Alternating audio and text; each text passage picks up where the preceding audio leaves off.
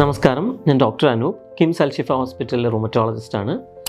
എന്താണ് rheumatoid factor? പലപ്പോഴും rheumatoid factor, RA factor, RF തുടങ്ങിയ ടെസ്റ്റുകളെ പറ്റി നമ്മൾ കേട്ടിരിക്കും. ആമവാദം അഥവാ റുമറ്റോയ്ഡ് ആർത്രൈറ്റിസ് ഡയഗ്നോസ് ചെയ്യാൻ വേണ്ടി നമ്മളെ സഹായിക്കുന്ന ഒരു ടെസ്റ്റാണ് rheumatoid factor.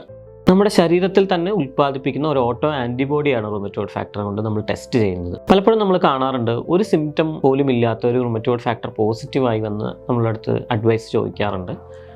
Rheumatoid factor test ചെയ്യേണ്ടത് റുമറ്റോയ്ഡ് ആർത്രൈറ്റിസിനെ സജസ്റ്റ് ചെയ്യുന്ന സിംറ്റംസ് ഉള്ളപ്പോൾ മാത്രമാണ്. അല്ലെങ്കിൽ റുമറ്റോയ്ഡ് ആർത്രൈറ്റിസ് ജനങ്ങളിൽ തന്നെ 5% ജനങ്ങൾക്ക് പോസിറ്റീവായി കാണുന്ന ഒരു ഓട്ടോ ആൻറ്റിബോഡിയാണ്. അത് 60 വയസ്സിന് മുകളിലാകുമ്പോൾ കൂടുതൽ പേർക്ക് പോസിറ്റീവായി കാണപ്പെടും.